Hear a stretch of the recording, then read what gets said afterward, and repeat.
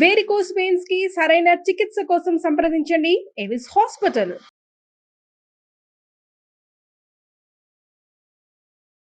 నమస్తే సురేష్ గారు.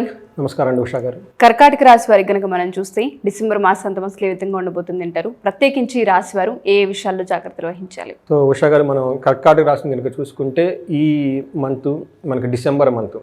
సో మనకు 11 నెలలు సక్సెస్ఫుల్గా కంప్లీట్ చేసి 12వ మంత్లోకి వెళ్తున్నాం. ఈ 2024 లాస్ట్ మంత్. అయితే ఈ మంత్లో మనకి 15th నుంచి ధనుర్మాసం మాసం కూడా స్టార్ట్ అయిపోతుంది. ఇది శివుడికి ప్లస్ మనకి విష్ణుమూర్తికి ఎంతో ప్రీతికరమైన మంత్ అని మనం చెప్పుకోవాలి. పర్టికులర్గా ఈ మాసంలో మనకి సంక్రాంతి పండుగ సంబంధించి 30 రోజులకి అన్ని ముగ్గులు వేయటము, రంగోలీలు వేయటం ఎంతో ఉత్సాహభరితంగా ఉండే మంత్ అని మనం చెప్పుకోవాలి. 15th నుంచి స్టార్ట్ అవుతుంది ధనుర్మాసం.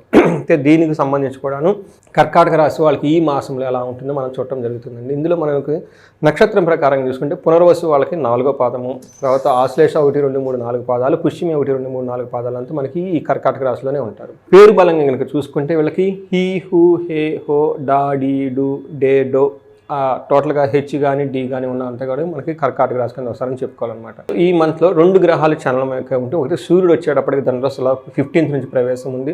తర్వాత మనకి శుక్రుడు వచ్చేటప్పటికి డిసెంబర్ 2 నుంచి మనకి వచ్చేటప్పటికి వీళ్ళు శుక్రుడు మకర రాశిలో సంచారం ఉంది. అయితే మనకి 2 గ్రహాలు అక్కడే ఉంటాయండి. కుజస్తంభన జరిగేసి కర్కాటక రాశిలో కుజుడు అదే రాశిలో కర్కాటక రాశిలో ఉండటం వల్ల కొంచెం ప్రాబ్లమాటిక్గా ఉంటుంది.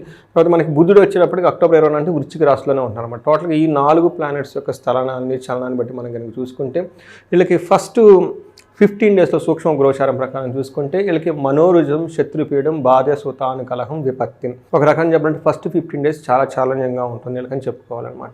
ఏ విషయంలోనూ, భార్య విషయంలోనూ, హెల్త్ విషయంలోనూ, పుత్రుల విషయంలోనూ, శత్రువుల వలన గురించి ప్రాబ్లం ఎక్కువగా ఉంటుంది కాబట్టి కొంచెం కేర్ఫుల్గా ఉండాలి. అయితే 15th తర్వాత వీళ్ళకి చాలా కొంచెం చేంజెస్ వస్తాయి, కొంచెం పాజిటివ్గా చేంజెస్ ఉంటాయి. ఇప్పుడు దాకా ఉన్న శత్రువులతో వాళ్ళని వదిలించేసుకుంటారు చక్కగా. తర్వాత శత్రువులకు సంబంధించిన విషయంలో వీళ్ళదే పై చేయవుతుంది. భార్యతోటి, పుత్రులతోటి అంతకుముందు అంత గొడవల కంటే చాలా ఇంప్రూవ్మెంట్ అవుతుంది. తర్వాత స్త్రీల ద్వారా ప్రాబ్లమ్స్ వచ్చే అవకాశం ఎక్కువగా ఉంది. ఈ విషయాన్ని గమనించుకోవాలి. సూర్యుడు వచ్చే వీళ్ళకి చాలా 50% రిజల్ట్ ఇస్తున్నారు అనమాట. కొన్ని విషయాలు చాలా మంచి స్ట్రాంగ్గా ఉన్నాడు, కొన్ని విషయంలో వీళ్ళకి కొంచెం వీక్గా ఉన్నారు. ఫస్ట్ వీళ్ళకి లోహమూర్తిగా సూర్యుడు ఎంటర్ అవటంతో వీళ్ళకి ఎలా ఉంటుందంటే, సూర్యుడు నుంచి వీళ్ళకి ఒక 35-40% మంచి ఫేవరబుల్ రిజల్ట్స్ వస్తాయి. అవి ఏ విషయంలో అంటే, ఫస్ట్ అనుకున్న పనులన్నీ అనుకునే విధంగా సక్సెస్ఫుల్గా చేయగలుగుతారు, సంతోషంగా ఉంటుంది. ఈ టైంలో వాళ్ళకి కొత్తగా బట్టలు కొనుక్కోవటం, ధాన్యం సంబంధించి లేదంటే ఇంకొక దానికి సంబంధించిన విషయంలో చాలా బాగుంటుంది. మనసులో ధైర్యంగా ఉంటారు.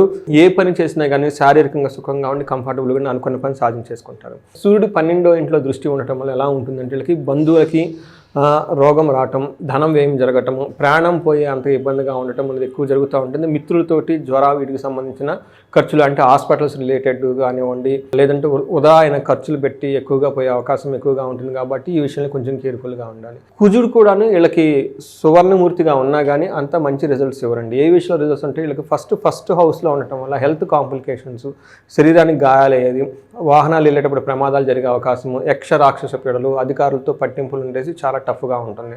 లేక 4th హౌస్లో ఉండటం కూడా భార్యతో గొడవలు, సుఖస్థానానికి అప్పటిదాకా బాగా లగ్జరీ కంఫర్టబుల్ ఉన్న విషయాలన్నింటిలోనూ వీళ్ళకి ఏదో ఒక ప్రాబ్లం వచ్చేసి టఫ్ అయిన సిచ్యువేషన్ ఫేస్ చేస్తూ ఉంటారన్నమాట. మిత్రద్రోహం ఎక్కువగా జరిగే అవకాశం ఎక్కువ ఉంది. వీళ్ళకి డీ ప్రమోషన్స్, అధికారుల నుంచి ఒత్తిళ్ళు ఎక్కువ వచ్చేసే అవకాశం ఎక్కువగా ఉంది. తర్వాత స్టమక్ రిలేటెడ్ ప్రాబ్లమ్స్ కూడా వీళ్ళు ఎక్కువ ఫేస్ చేసే అవకాశం ఎక్కువ ఉందండి. 8th హౌస్ దృష్టి ఉండటం కూడాను ఇది కూడాను అంత మంచిది కాదని చెప్పుకోవాలి. దీనికి ఏమవుతుందంటే, ఉన్న పొజిషన్ నుంచి వేరే పొజిషన్కి వెళ్ళిపోయేసి బయట ప్రదేశాల్లో తిరగటము, అక్కడ కూడా అంత అనుకూలంగా వాతావరణం లేకపోవటం ఎక్కువగా జరుగుతూ ఉంటుంది. అవమానాలు, తర్వాత స్థాన నాశనము, వ్యాధులు వచ్చే అవకాశం ఎక్కువగా ఉంది. ఈ ప్రకారం మనం చూసుకుంటే వీళ్ళకి ఈ 2 గ్రహాలు అంత అనుకూలించట్లేదు. అందులో కుజుడు వీళ్ళకి చాలా అనుకూలించట్లేదు. ఎందుకంటే ఈ కుజుడు ఉన్న కుజస్తంభం జరిగి వీళ్ళకి ఆల్మోస్ట్ ఒక 130 డేస్ ఈ కుజుని యొక్క ప్రభావం ఎక్కువగా ఉంటుంది. ఈ మంత్ కాకుండా నెక్స్ట్ మంత్ కూడాను జనవరి 15th వరకు కూడా వీళ్ళు చాలా కేర్ఫుల్గా ఉండాలండి. తర్వాత వీళ్ళకి వీనస్ కూడా వీళ్ళకి 50-50 రిజల్ట్స్ ఇస్తున్నారు. వీళ్ళకి శుక్రుడు ఉండటం వల్ల ఏమవుతుందంటే అండి, స్త్రీలతో భేదాపాయాలు రావటము, కష్టాలు రావటం, ధన వ్యయం జరగటము, చాలా హెల్త్ కాంప్లికేషన్స్ రావడం, హెడేక్ రావటం, ఈ విషయాలన్నీ జరిగే అవకాశం ఎక్కువగా ఉంది. 7th హౌస్లో శుక్రుడు అంత యోగ్యతని ఇవ్వరు వీళ్ళకి. అయితే దృష్టి ఫస్ట్ హౌస్లో ఉండటం వల్ల కొన్ని విషయాలు చాలా బాగుంటుంది. అది మనస్సౌఖ్యంగా ఉంటుంది. ఓవరాల్గా పరస్త్రీలతో చక్కగా హ్యాపీగా ఉంటారు, ధనలాభం ఉంటుంది, నూతన వస్తువులు కొంటూ ఉంటారు, విద్యా వృద్ధి, అనుకున్న పనులు పూర్తి కావటం వంటి పనులు చాలా చక్కగా హ్యాపీగా జరిగే అవకాశం ఎక్కువగా ఉంది. మనం ఈ 3 గ్రహాలు చూసుకుంటే వాళ్ళకి ఓవరాల్గా ఒక 40% ఫేవరబుల్గా ఉంది. అది కూడా శుక్రుని వల్ల. మిగతా విషయాల్లో చాలా టఫ్గా ఉంది. పర్టికులర్లీ కుజుని వల్ల చాలా ప్రాబ్లం ఉంది మనం తెలుసుకోవాలి.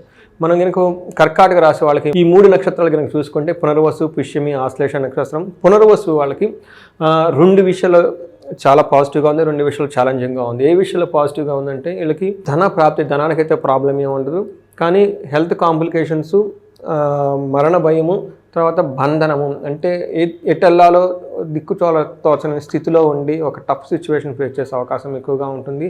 ఈ టైంలో వీళ్ళు ఒక మెంటార్ని కానివ్వండి, ఎక్స్పర్ట్స్ కానీ కలిసి వాళ్ళతో డెసిషన్ తీసుకుంటే చాలా బాగుంటుంది, ఓన్ డెసిషన్ కంటే కూడా. పుష్యమి వాళ్ళకి కనుక చూసుకుంటే వీళ్ళకి ఒక విషయంలో చాలా బాగుంది, ధనప్రాప్తి, కానీ వీళ్ళకి కూడాను బంధించబడినట్లు ఉంటుంది, హెల్త్ కాంప్లికేషన్స్ ఉంటాయి. తర్వాత వీళ్ళకి ఏదైనా కనుక పని చేస్తే పనిలో ఎక్కి రాకుండా ఆ మరణం అంటారు, అంటే వాళ్ళు చేసిన పనికి కానీ వీళ్ళకి కానీ టఫ్ సిచ్యువేషన్ ఫేస్ చేసే అవకాశం ఎక్కువగా ఉంది. ఆశ్లేష నక్షత్రం వాళ్ళకి ఒక మంచి హ్యాపీ న్యూస్ ఏమంటే ఎవరైనా కనుక ఫారిన్ వెళ్ళాలనుకున్న వాళ్ళకి విదేశ గమనంతో చాలా బాగుంటుంది, ధనప్రాప్తి వస్తుంది. తర్వాత వీళ్ళు కూడాను హెల్త్ కాంప్లికేషన్స్ వచ్చే అవకాశం ఎక్కువగా ఉంటుంది. వీళ్ళు కూడా బంధించబడినట్లు ఉండే సిచ్యువేషన్ చాలా ఎక్కువగా ఉంటుంది. అది కెరీర్ రిలేటెడ్ కానివ్వండి, హెల్త్ రిలేటెడ్ కానివ్వండి, ఫ్యామిలీ రిలేటెడ్ విషయంలో ఒక స్టాగ్నేటెడ్ పొజిషన్ వచ్చేసి ఎలా వెళ్తే బాగుంటుంది అన్న ఒక డైరెక్షన్లెస్గా ఉంటారు.